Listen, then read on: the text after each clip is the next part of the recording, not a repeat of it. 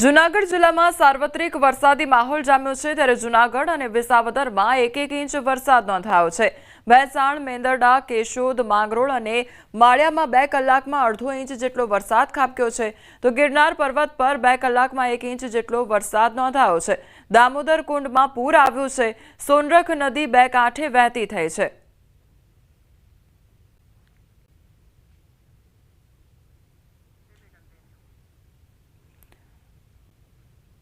આ તરફ હવે રાજકોટની વાત કરીએ તો રાજકોટના ઉપલેટા પંથકમાં ધોધમાર વરસાદ ખાબક્યો છે। તેલંગાણા ગામમાં સવારથી 2.5 ઇંચ જેટલો વરસાદ નોંધાયો છે।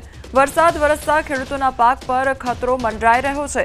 નવરાત્રિના 7મા નોરતાથી લઈને વિજયાદશમીની સવાર સુધીમાં કુલ 8 ઇંચ જેટલો વરસાદ નોંધાયો છે તો વરસાદે ખેડૂતોના મગફળી, કપાસ, સોયાબીન, મગ, અડદ સહિતના પાકને પાણીમાં ગરકાવ કરી નાખ્યા છે। ખેડૂતોના મોઢે આવેલો કોળિયો જાણે છીનવાઈ ગયો હોય તે પ્રકારની પરિસ્થિતિ હાલ સેવાઈ રહી છે।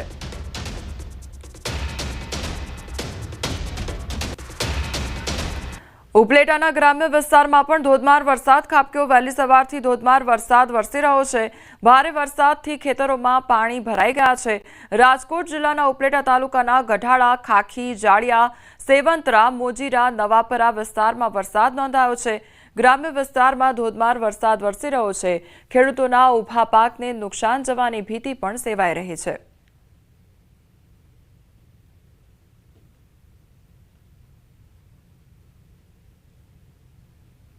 તો ઉપલેટામાં ભારે વરસાદ ખાબક્યો છે। બીજી તરફ ખેતરોમાં પાણી ભરાઈ ગયા છે। આ તરફ હવે ગીર સોમનાથ પર નજર કરીએ તો ગીર સોમનાથ જિલ્લામાં વરસાદી માહોલ જામ્યો છે। સવારથી વાદળછાયા વાતાવરણ વચ્ચે વરસાદી ઝાપટા પડ્યા છે। જિલ્લાના અનેક વિસ્તારોમાં હળવાથી મધ્યમ ઝાપટા સ્વરૂપે વરસાદ વરસ્યો છે। ઉના, કોડીનાર, સુત્રાપાડા અને તાલાળામાં વરસાદ વરસતા ખેડૂતોની ચિંતામાં હવે વધારો થયો છે।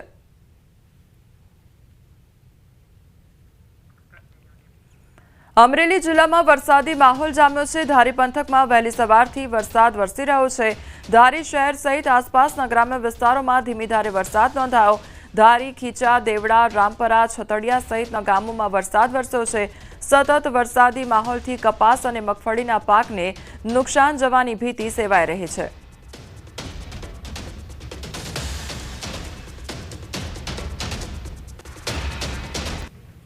આગામી 2 દિવસ સૌરાષ્ટ્રના કેટલાક વિસ્તારોમાં ભારે વરસાદની આગાહી કરવામાં આવી છે ત્યારે સૌરાષ્ટ્રના વિસ્તારોમાં વરસાદી માહોલ છવાયો છે।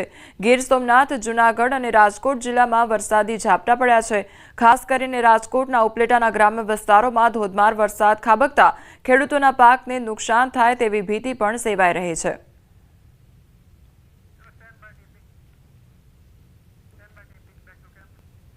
ચોમાસાની વિદાય બાદ પણ રાજ્યમાં વરસાદ પીછો નથી છોડી રહ્યો। આગામી દિવસોમાં પણ ભારે વરસાદ ખાબકવાની હવામાન વિભાગે આગાહી કરી છે। સૌરાષ્ટ્ર કચ્છમાં 2 દિવસ ભારે વરસાદની આગાહી કરવામાં આવી છે। આગામી 48 કલાક સૌરાષ્ટ્ર કચ્છમાં ભારે વરસાદની આગાહી તો રાજકોટ, જૂનાગઢ, દ્વારકામાં ભારે વરસાદની આગાહી। 5 દિવસ દરિયો ન ખેડવા માછીમારોને સૂચના અપાઈ। અમદાવાદમાં સામાન્ય વરસાદની આગાહી કરવામાં આવી છે।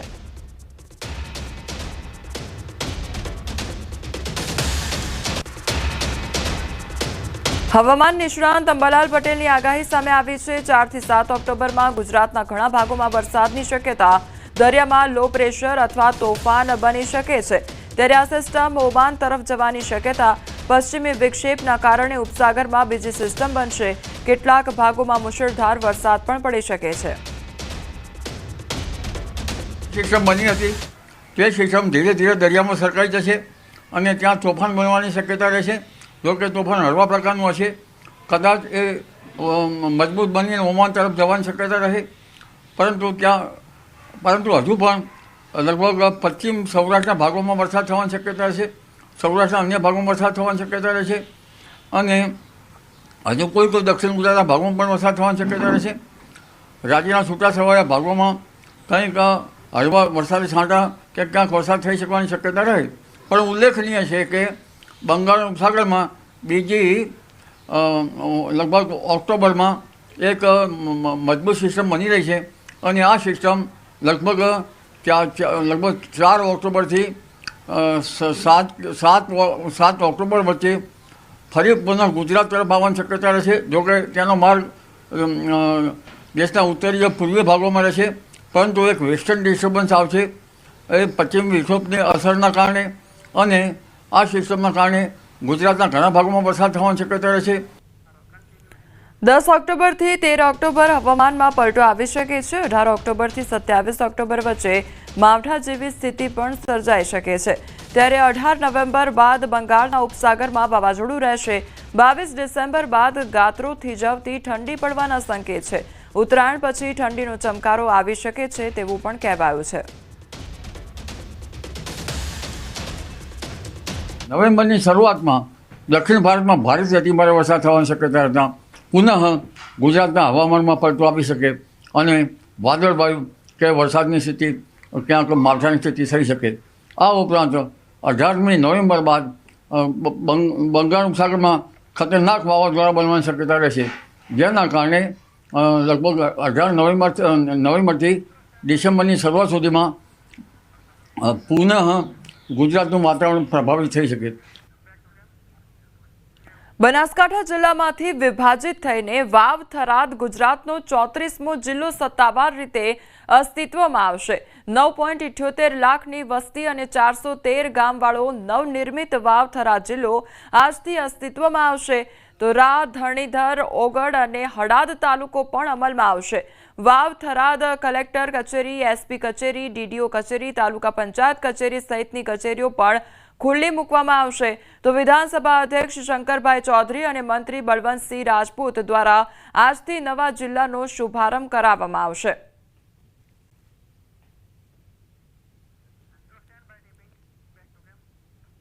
રાજ્ય સરકાર દ્વારા નવા 17 તાલુકાની જાહેરાત કરવામાં આવી છે, જેમાં ખેડા જિલ્લામાં વાઘવેલ તાલુકાનો પણ સમાવેશ થાય છે. આ નવા તાલુકામાં કપડવંજ અને કઠલાલ તાલુકાના 37 જેટલા ગામોનો સમાવેશ કરવામાં આવ્યો છે. તાલુકો કાર્યરત થતાં આ વિસ્તારના વહીવટી કાર્યો સરળ બનશે અને વિકાસને નવો વેગ મળશે. ત્યારે ફાગવેલ ખાતે જનસભા અને પત્રકાર પરિષદ યોજાઈ. તો આ પ્રસંગે ધારાસભ્ય માનસિંહ ચૌહાણ, સાંસદ દેવુસિંહ ચૌહાણ સહિતના આગેવાનો ઉપસ્થિત રહ્યા હતા અને મોટી સંખ્યામાં ગ્રામજનોએ ઉમળકાભેર સ્વાગત પણ કર્યું હતું. ખેડાના સાંસદ દેવુસિંહ ચૌહાણે જણાવ્યું હતું કે આ ભૂમિ વીર ભાથીજી મહારાજની આસ્થાની ભૂમિ છે. રાજ્ય સરકારે સ્થાનિક જનતાની લાગણી મુજબ ફાગવેલને તાલુકાનો દરજ્જો આપ્યો છે અને આવનારા દિવસોમાં સરકારી કચેરીઓ કાર્યરત થશે. સાથે જ તેમણે નવા તાલુકાની જાહેરાત બદલ રાજ્ય સરકારનો આભાર માન્યો. ફાગવેલને તાલુકાનો દરજ્જો આપ્યો છે, ત્યારે કઠલાલ તાલુકાના જે પૂર્વ વિસ્તારના ગામડાઓ હતા, કપડવંજ તાલુકાના પૂર્વ વિસ્તારના જે અંતરિયાળ ગામડાઓ હતા, એ ગામડાઓનો આવનારા સમયે અવિરતપણે વિકાસ થવાનો છે. અહીંથી જે કોઈ ગયા હશે મુખ્યમંત્રીશ્રીએ અને સંગઠને ખૂબ જ એમને સાંભળ્યા છે ને એ રીતે અહીંનો ઇતિહાસ, અહીંની આસ્થા એમણે પૂરી સમજી છે ને એ રીતે ફાગવેલને તાલુકો જાહેર કર્યો છે, ત્યારે એનો આપણને ખૂબ આનંદ છે. જે વર્ષોથી મારા પંચમહાલ સંસદીય વિસ્તારના ફાગવેલના જે તાલુકાની માગણી હતી, આજે આપણા મૃદુ અને મક્કમ મુખ્યમંત્રી શ્રી દ્વારા તેને પૂર્ણ કરવામાં આવી છે અને સૌને આજે દિવાળીની જેમ ઉત્સાહપૂર્વક સૌએ ખુશખુશાલીથી આજે પર્વની જેમ મનાઈ રહ્યા છે. આ પ્રસંગે હું આપના મુખ્યમંત્રી શ્રી અને યશસ્વી પ્રધાનમંત્રી શ્રી નરેન્દ્રભાઈ મોદી સાહેબનો ખૂબ ખૂબ આભાર માનું છું. આપણે જાણીએ છીએ કે કઠલાલ તાલુકા અને કપડવંજ તાલુકાના કેટલાક ગામો સાથે મળીને જ્યારે હવે ફાગવેલમાં સમાવેશ થવાના છે, ત્યારે જે ઇન્ફ્રાસ્ટ્રક્ચર, જે માળખાકીય સગવડો એ આ તાલુકા માટે નવીન તાલુકા પંચાયતનું મકાન હોય, મામલતદાર ઓફિસ હોય, નવીન પોલીસ સ્ટેશન હોય અથવા તો ન્યાયાલયની પણ તાલુકા કક્ષાએ સગવડો ઊભી કરવાની હોય, આ બધી જ થશે. સરકારી વ્યવસ્થાઓ થશે. આજે દશેરાનો મહાપર્વ, અસત્ય પર સત્યની વિજયનો દિવસ, ત્યારે ગૃહ રાજ્યમંત્રી હર્ષ સંઘવીએ પણ શસ્ત્ર પૂજન કર્યું. શસ્ત્ર પૂજન કરવામાં આવતું હોય.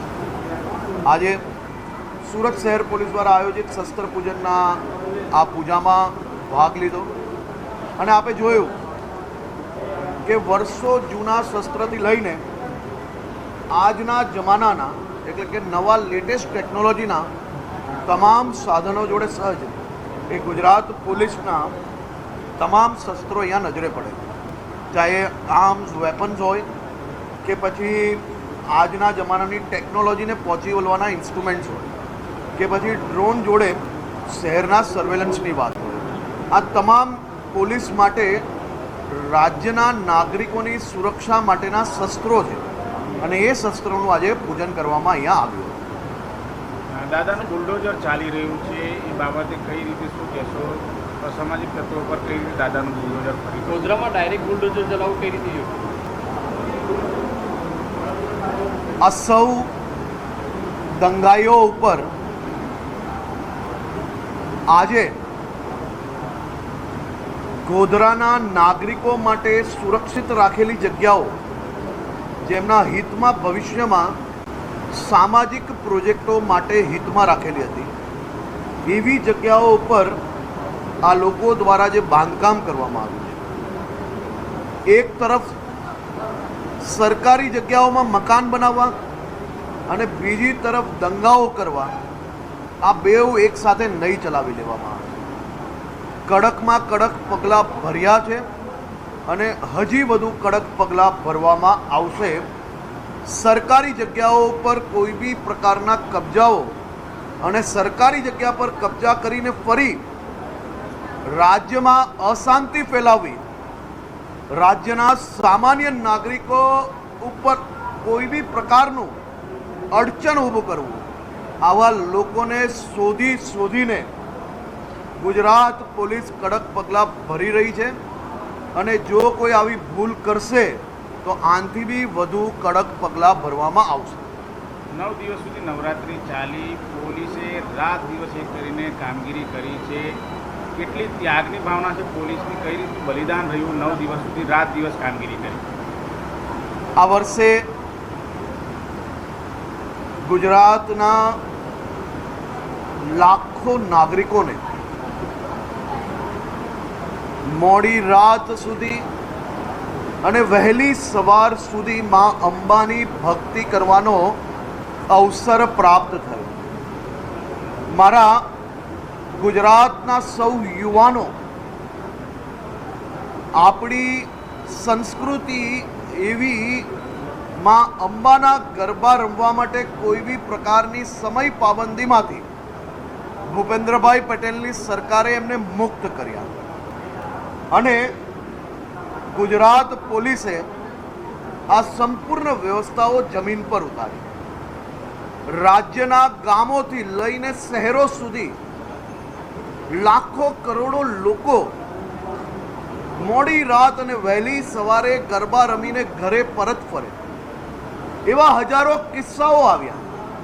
કોઈકની ગાડી બગડી જાય તો કોઈક રોડ ભૂલી ગયા હોય તો કોઈક બહારના રાજ્યથી આવ્યા હોય અને પોતાને મોડી રાત્રે સાધન ના મળવાના કારણે ઘરે ના પહોંચી શકતા હોય. આજ આપણા ગુજરાત પોલીસના જવાનો માત્ર માહિતી મળતાની સાથે વહેલી તકે, સાહેબ કોઈ રાજ્યની અંદર આ પ્રકારના દ્રશ્ય તમે નહીં જોયા હોય, એવા હજારો લોકોને ઘર સુધી પહોંચાડવાનું બી કામ આજ આપણી ગુજરાત પોલીસ દ્વારા કરવામાં આવ્યું છે.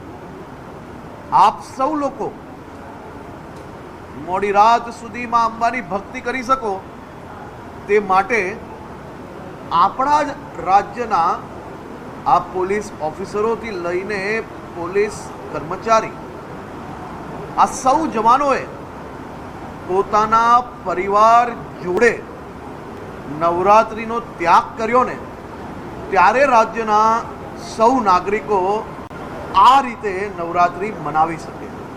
આપે જોયું હશે કે નવરાત્રિ એ માત્ર આપણી સંસ્કૃતિ એટલું જ નહીં, સંસ્કૃતિની તો જાળવણી સરકાર દ્વારા કરવામાં આવી, એમાં વધારે ઉત્સાહ પૂરવામાં આવ્યો, પરંતુ એનાથી એક પગલું આગળ રાજ્યના લાખો લારીવાલા, દુકાનોવાલા, નાનું કામ કરીને ગુજરાન ચલાવતા નાગરિકોને પૂછો કે આ નવરાત્રિ એ એમના માટે દિવાળી કરતાં ઓછી નથી રહી. સૌ દુકાનદારોને, વેપારીઓને ડબલ, ટ્રિપલ ને એનાથી બી વધારે વેપાર આ નવરાત્રિમાં મળ્યો છે.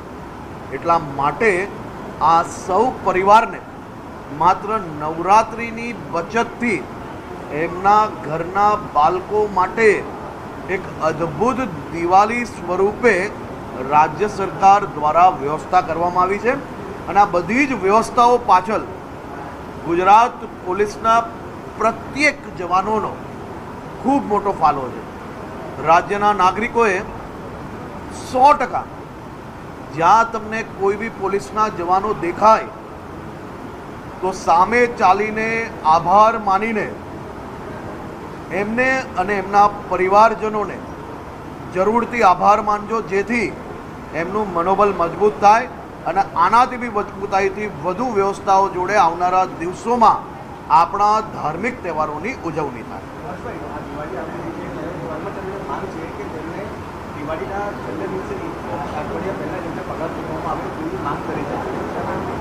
એમાં કંઈ ખોટું નથી, એમાં કંઈ ખોટું નથી. પરિવારજન છે તો અમે વાત કરીને જે કંઈ મદદ કરવાની હશે કરશો, કોઈ ચિંતાનો વિષય નહીં.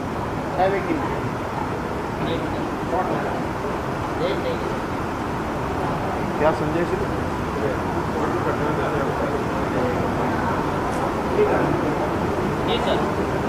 अधर्म के सामने धर्म के विजय के प्रतीक दशहरा की आप सबको बहुत बहुत शुभकामनाएं. भगवान श्री તો ગૃહ રાજ્યમંત્રી હર્ષ સંઘવી દ્વારા આજે શસ્ત્ર પૂજન કરવામાં આવ્યું અને રાજ્યભરમાં એક તરફ દશેરાની ઉજવણી થઈ રહી છે ત્યારે ગૃહ રાજ્યમંત્રી દ્વારા પણ શસ્ત્ર પૂજન કરવામાં આવ્યું. બીજી તરફ જે દેશની સુરક્ષાની વાત છે તેના વિશે પણ તેમના દ્વારા વાત કરવામાં આવી. જે અસામાજિક તત્વો છે તેમના પર કડકમાં કડક કાર્યવાહી કરવામાં આવશે તે અંગે પણ ગૃહ રાજ્યમંત્રી દ્વારા વાત કરવામાં આવી.